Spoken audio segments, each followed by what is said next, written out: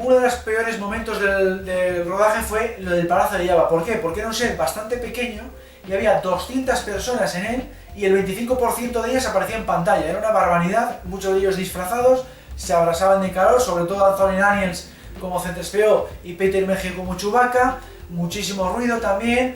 Entre toma y toma lo único que podían hacer era ponerle los típicos ventiladores de mano, de estos que así son pequeños, y apuntarles a la boca de las máscaras. Cuando había paradas largas, les metían en una habitación que había al lado, era un set adyacente para refrescarse, pero fatal. Y encima mucha gente estaba enferma.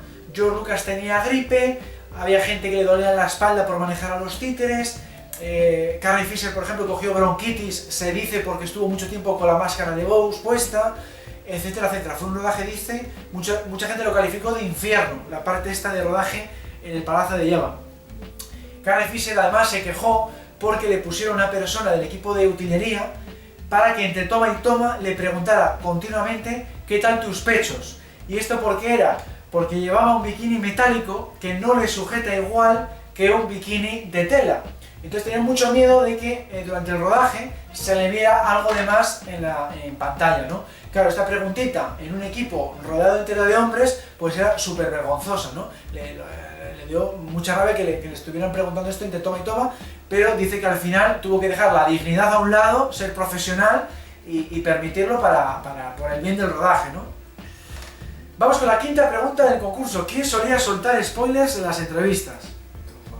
A. David Prowse, B. Kenny Baker, C. Anthony Daniels o D. Carrie Fisher. Bueno, pues ahí tenéis las opciones. ¿Está? Venga, A. David Prowse, ninguno. B. Kenny Baker, nadie. C. Anthony Daniels, 1. Y D. Carrie Fisher, 1. Bueno, pues en este caso habéis fallado porque era David Prowse. David Prowse era súper famoso en el tema de los spoilers. Ha hecho las dos películas anteriores, hasta tal punto que siempre le pasaban, a partir de Imperio Contraataca, guiones falsos. Porque como luego le doblaba a James L. Jones, pues le ponían diálogos porque se le escapaba muchísimo, era una barbaridad, y aquí ya se lo sabían mucho, entonces bueno, le pasaban otras escenas, y no se sabe si igual por eso, o sobre todo porque era un actor más en condiciones, porque él era culturista, contrataron a Sebastian Shaw para el tema de la escena de la máscara, ¿no? Y esto ni se lo dijeron, o sea, lo rodaron en secreto para que no se enterase de ello, porque se iba a cabrear evidentemente, y de hecho él se enteró por una tercera persona, se enteró por un periodista, se lo llegó a decir un periodista, dijo, ¿sabes que han contratado a Sebastian Shaw para la escena en la que Darth Vader le quita la máscara? Y él no lo creyó en un principio, le tenía confianza ciega en Lucas y en Lucasfilm, dijo, ¿qué va, hombre? ¿Cómo va a ser eso? No puede ser. Bueno, pues le dijo al periodista, bueno, pues fíjate en las hojas de producción y va a salir el nombre de Sebastian Shaw. Bueno, pues empezó a buscar y tal, y en uno de esos días miró las hojas de producción y leyó el nombre de Sebastian Shaw. Bueno, pues le dio una rabia tremenda y se cree que por eso empezó a soltar más spoilers incluso en las entrevistas que en las películas anteriores, como venganza, digamos, ¿no? Por esa traición. Entonces llegó a una convención, le hizo una entrevista el club de fans oficial de Star Wars y soltó, espero no verme demasiado viejo cuando me quiten la máscara. Ahí estaba soltando que a Vader le van a quitar la máscara y que no va a ser él, que va a ser otro actor. 2 spoilers en uno. Bueno, pues fatal, ¿no? Más adelante le entrevistaron en otro evento posterior, otro periodista, y empezó a hablar de los Ewoks cuando eran top secret todavía.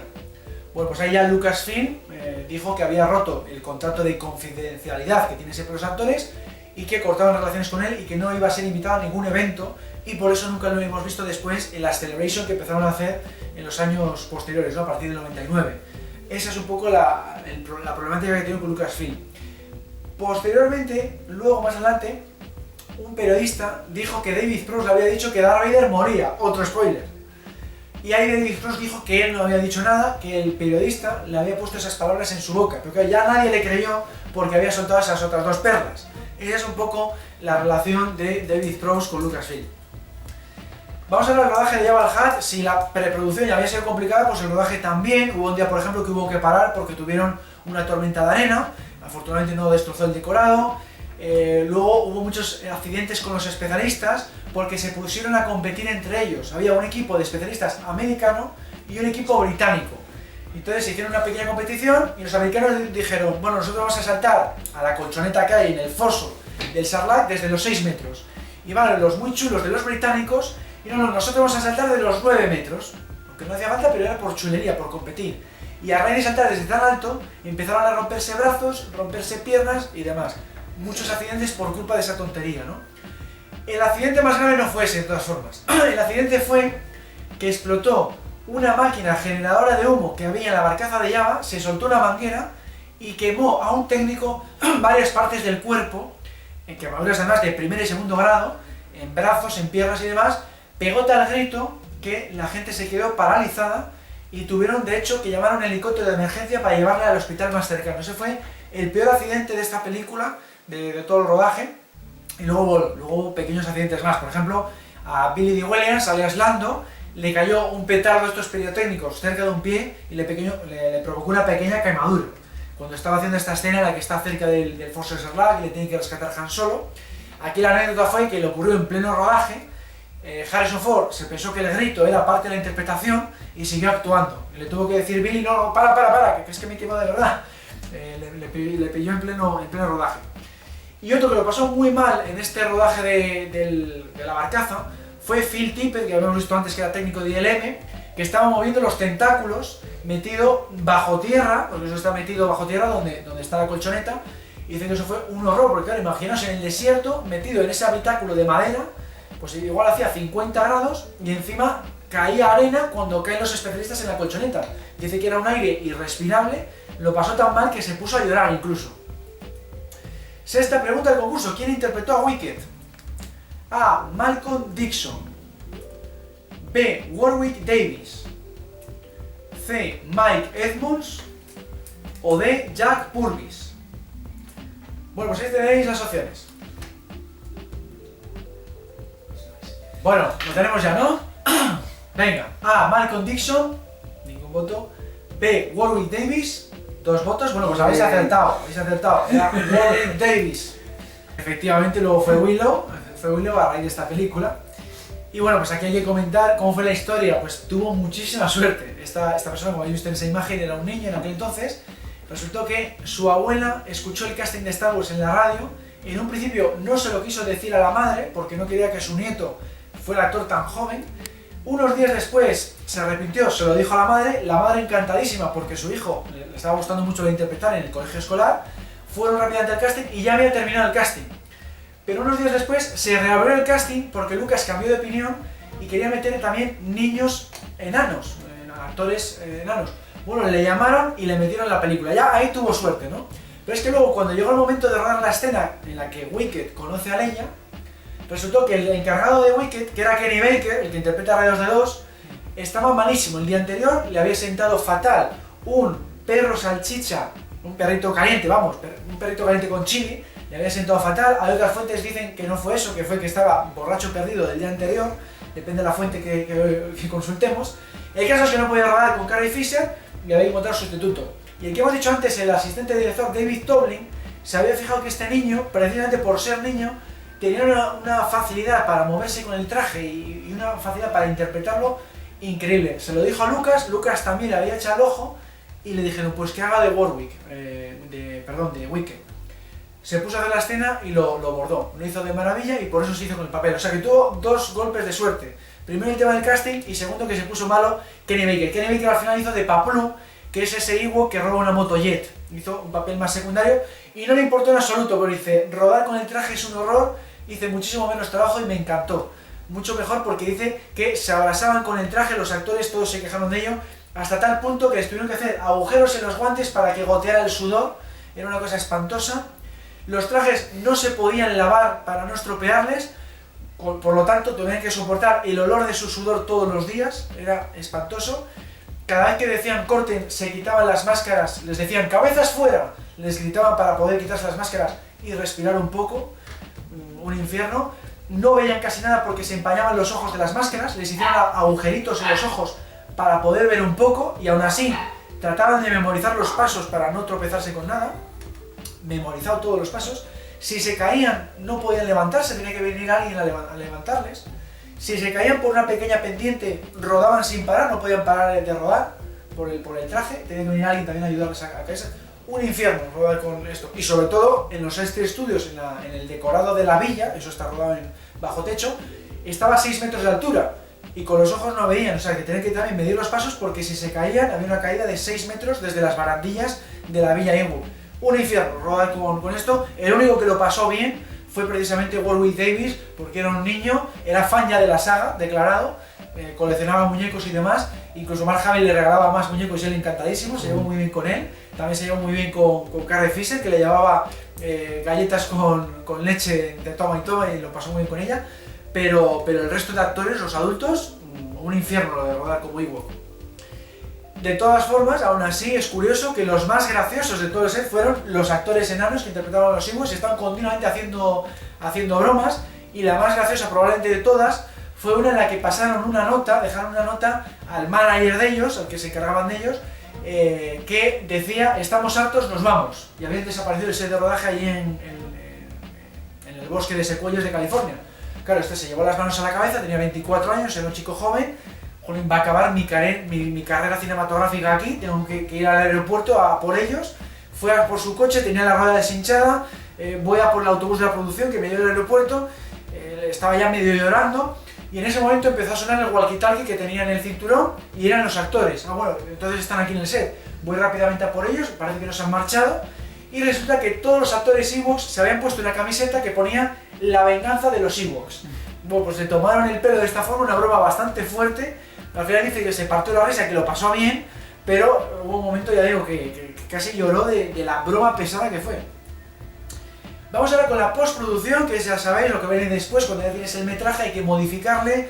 Aquí se hace, por ejemplo, el etalonaje, que es modificar el color para que entre toma y toma no se note que lo has rodado en días distintos. Se añaden efectos de sonido, se añaden efectos especiales, la banda sonora y demás. Vamos a ver algunos detalles de estos, que en una película de esta es súper importante porque tiene más trabajo que otras películas normales, porque tiene mucho efecto especial. Se tira más de un año haciendo postproducción.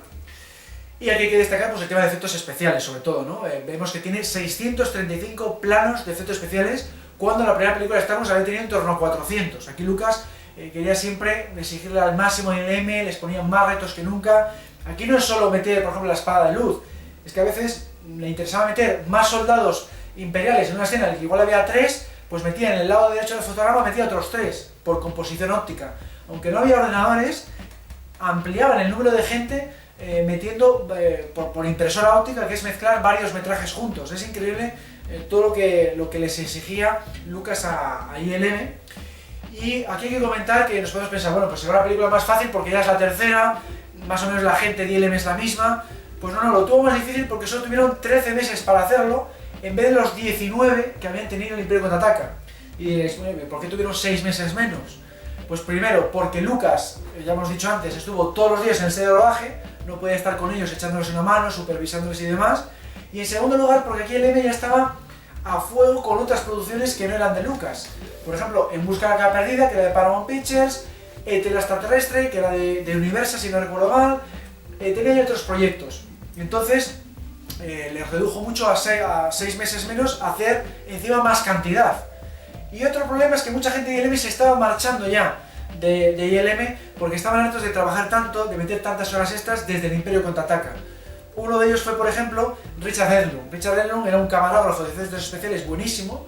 Había hecho, por ejemplo, la escena de los rótulos amarillos al principio de las películas, y se había ido a montar su propia empresa para cobrar más dinero. Además, ofrecía más sueldos a gente de ILM y se fueron con él. Entonces, mucha gente se fue con él, y esto aumentó también el nivel de dificultad, el contar con menos gente en la empresa.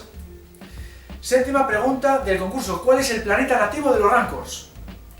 A. Rodia, B. Tatooine, C. Corellia o D. Dathomir. Bueno, pues ahí tenéis las opciones. Venga, A. Rodia, ningún voto. B. Tatooine, un voto. C. Corellia, ningún voto. Y D. Dathomir, un voto. Bueno, pues la respuesta correcta era Dathomir, punto para Iván. Bueno, pues esto se añadió al universo expandido en la novela El cortejo de la princesa Leia del año 94, una de las mejores novelas que hemos tenido de toda la historia. Fue realmente espectacular porque añadió todo el tema este de los Rancors, que las brujas de Dathomir las utilizan como monturas. Todo eso procede de aquí y luego se añadió a muchas otras producciones, ¿no? Novelas, cómics, series, pero el origen está aquí. Fue una novela realmente con una trama muy buena y es muy... yo la he leído y la verdad es que es muy recomendable. Bueno, pues vamos a ver ahora el tema del efecto especial del Rancor. Originalmente se pensó en esto, en que una persona se disfrazara de Rancor, pero no funcionó porque, claro, no daba impresión de tamaño y de envergadura. No había manera, pero el primer intento fue este. ¿Qué hicieron después? Lo que se conoce como títere de varillas. No era stop motion como los ATA de fotograma a fotograma. ¿Esto cómo se hace? Bueno, pues Phil Tippett, que es el que está abajo, es la persona que hemos visto antes, es el que se encargaba pues, de los Tantown, de los ATST en stop motion, se encargaba de este tipo de escenas, hizo un trabajo brillante, con Dennis Murray, que ya hemos hablado antes también de él, es un camarógrafo de efectos especiales buenísimo, que ha ganado Oscar por Star Wars, por Jurassic Park y otras tantas, lo filmó con él. Esto se hace con una cámara de alta velocidad que graba muchos más fotogramas que 24, no me acuerdo qué velocidad era, pero para que nos hagamos una idea, tienes que filmar una escena de 4 segundos en tan solo uno. Entonces, por ejemplo, cuando el Rancor coge un gamorreano, le arranca la cabeza y le lanza, eso lo tienes que hacer en un segundo, con un títere de varillas, que le estás manejando con unas varillas que no se ven en pantalla, en un segundo, porque esa cámara ha grabado más fotogramas, lo pones luego a cámara lenta, que cámara lenta en ese caso son 24 frames, lo que vamos a ver en pantalla, y queda esa sensación buena de envergadura y peso que te hace falta para la película. Dice, claro, Phil Tippett que era para volverse loco, porque moverse así en un segundo, coger el cámara, meter la vaina en la cabeza en un segundo, tienes que repetirlo 200 veces para que te quede bien. Fue un trabajo de chinos, pero dio el efecto que se esperaba de, ya digo, de envergadura y de peso. Vamos a ver un fragmento del making of para que veamos el rodaje de esta escena. Art director Joe Johnston sketches the new ideas. From his sketches, Joe created a storyboard for Phil Tippett, who played the Rancor in this early incarnation. Yes, that's Phil underneath that rubber suit. Dennis Murin directed miniature special effects photography. His colleagues, Richard Edlund and Ken Ralston, did our space shots. The technique for animating a classic fairy tale situation, the dragon in his lair, is itself a classic. It was used in Japanese monster movies like Godzilla. The filmmakers hoped to improve it enough to use it in the final film, especially Phil, who found his role inspiring. Raise the gate. In the end, though, the Rancor's cave was reduced to snugger proportions. It was about 30 inches high. The Rancor himself was scaled down to an 18-inch puppet. Phil's hand animated his head. Rods moved the rest of his body. He was photographed in slow motion, so his movements would appear massive and menacing.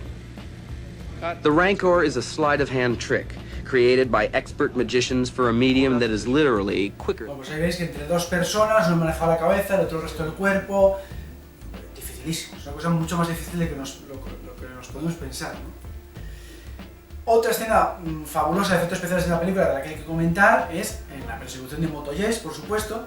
Entonces, originalmente pensaron en usar una maqueta, porque claro, no sabían muy bien cómo abordarla, era algo muy innovador, a ver cómo hacemos esto, y al final lo descartaron, con maqueta imposible. Porque claro, estos vehículos van a 200 km/h y empezaron a pensar, es que nos hace falta una maqueta de 20 y pico metros para 4 segundos en pantalla. No puede ser, descartado, con maqueta no puede ser. Aún así, hay algún plano que sí usaron, como vemos aquí, algún muñeco de estos de stop motion. Phil Tippett se encargó de ellos para moverlo al fotograma. Pues algún plano, por ejemplo, cuando hacen así un poco la curva y está filmado desde lo alto, sí que hay algún plano con muñeco. Pero el 95% se hizo con lo que vamos a ver ahora, que se le ocurrió a Dennis Murray, que le veis aquí en la parte derecha de la imagen, y es una persona caminando con una Steadicam con giroscopio, para que no tiemble con los pasos de él, caminando a través del bosque, siguiendo un hilo, y con una cámara distinta, no es solamente de 24 fotogramas por segundo, rodaba 8 fotogramas por segundo. Entonces cuando lo pones a 24, es 3 veces más rápido. Es como rodar a cámara rápida. Entonces parece que va a 200 por hora avanzando por el bosque, que es lo que vemos en pantalla. Ese es el truco. Ese es el truco, por supuesto, para rodar esto tuvieron que quitar la maleza para que quedara despejado y él pudiera caminar en línea recta siguiendo ese hilo, porque si no por el bosque te tuerces enseguida. Y no, lo tuvieron que despejar. Aquí no lo parece, pero está muy despejado, siguiendo el hilo y tal. El hilo a esa velocidad no la ves en pantalla, porque está en el fondo azul, con los actores montados en las motos, y quedó fantásticamente bien.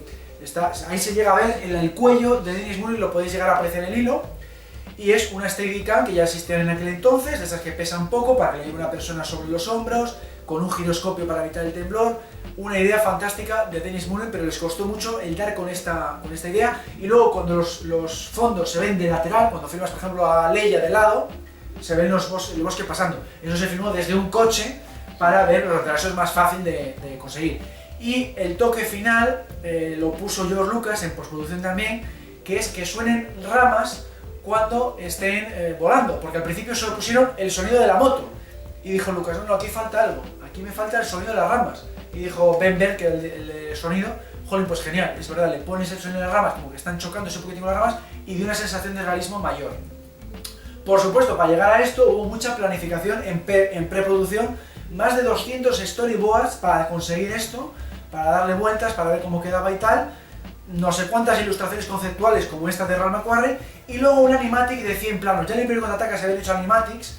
Animatic es como un storyboard pero animado, se hacían dibujos animados por ejemplo, se hacían con maquetas, y en este caso se hizo con una maqueta que vamos a ver ahora, una maqueta hecha con árboles de cartón, y los 100 planos que componen la maqueta la firmaron con muñecos de Kenner, entre ellos un Boba Fett, para hacerse una idea de lo que dura cada plano, el ángulo que te hace falta, y así sabes muy bien qué necesitas luego hacer, ¿no? Vamos a verlo. And action. Go. Jedi's fastest scene began slow and small. What do you think? Yeah. That's it. It's real smooth. These videotapes of the models in action were made months before principal photography began.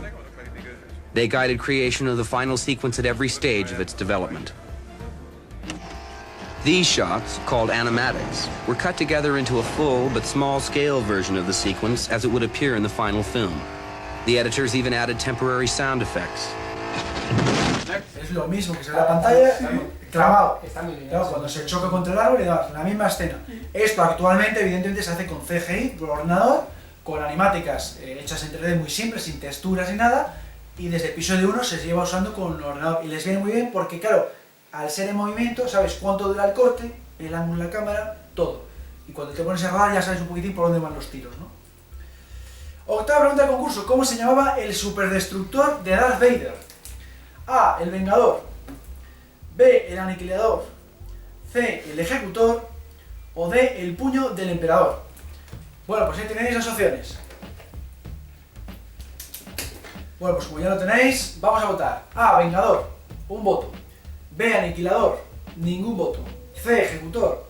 El otro voto. Y la opción correcta era Ejecutor. Punto para Iván, que lo tenía muy claro. Perfecto. Y bueno, pues aquí simplemente comentar que esta nave pues ya había aparecido en el Imperio Contraataca. Aquí vuelve a aparecer. Y es la que se estrella contra la segunda estrella de la muerte. Y bueno, era una de las maquetas más grandes que hizo ILM y de las más complicadas por el tema de las ventanitas. Tenía como, no me acuerdo, 100 y pico mil ventanitas que tuve que hacer una por una para que se filtrara la luz del interior. Sí, eso Era, igual medía, no me acuerdo, 8 metros. Tal. De las maquetas creo más grandes que se hicieron en ILM. Y usaron luces LED por dentro para que no se quemaran, porque al principio usaban bombillas normales en la primera película y se les quemaban las maquetas. Y pasaron a luces LED. No me acuerdo, pero era realmente grande. Vamos ahora con la otra gran escena que nos queda por ver de efectos especiales importante. Por supuesto hay muchas más, pero bueno, me voy a centrar en las tres básicas: Rancor, Motojets y Batalla de Endor. Y aquí tenemos los dos planos más complicados que hizo ILM hasta aquel momento, que era el plano y el contraplano del halcón milenario atravesando la oleada de caza Stinger. Esto es lo más complicado, ¿por qué? Porque aquí se entremezclan 70 elementos en el mismo plano. No lo parece, pero es una auténtica barbaridad. Esto se filmó individualmente. 70 elementos, que si Endor, que si los disparos, que si los TIE, que si la Estrella de Muerte, es una auténtica barbaridad. Esto llevó muchísimo trabajo, mucho más de lo que nos podemos pensar, porque esto se rodó como en el episodio 4 con la Distraflex, la cámara de control de movimiento. Tienes que poner una maqueta sobre un soporte azul, con fondo azul, y no se mueve la nave, se mueve la cámara alrededor de ella. Y esa cámara está programada por ordenador. Entonces pones otra nave, vuelves a poner la cámara con el mismo movimiento programado. Y otra, y otra, y otra. Y hay 70 elementos, no todos son naves, porque otros son disparos que tienes que meter fotograma dibujado, o tienes que cuántos elementos, hasta 70 elementos. ¿Cuál es el problema? Que se te solapa. Que tú pones uno, vas a la impresora óptica, añades el otro, vas a la impresora óptica, añades el otro. Si se te solapan, tienes que volver a empezar desde el primero. Ya no puedes así control Z al ordenador. Ya está pegado en el fotograma. Tienes que volver a empezar desde el primero porque se te ha quedado ya solapado en el fotograma, en el celuloide. Entonces es muchísimo trabajo calcular los vuelos de las naves, y aún así dice Ken Ralston, que es el supervisor de esta escena, que aún así en la escena final algún solape hay, pero no se llega a apreciar y lo dieron por bueno después de tanto trabajo. Claro, vamos a ver la escena para que nos fijemos concretamente en el plano y contraplano de este vuelo del halcón. Acción evasiva. Grupo Verde, todos hacia el sector MV7. Adrián, que hay naves enemigas en el sector 47. Es una trampa. ¡Cazas enemigos! ¡Son demasiados! Aquí tengo, por ejemplo, el dato concreto de esta otra escena en la que un cazatíes se choca contra la fragata médica rebelde. Aquí llevó una semana de trabajo solo hacer este plano, que dura apenas 3 segundos, y 24 horas trabajando en la impresora óptica. Pero 24 horas de reloj, no un día en concreto, no de 8 horas de trabajo, no. 24 horas para que esto quede bien en pantalla. Vamos a verlo. Ese trozo, una semana y 24 horas en la impresora óptica.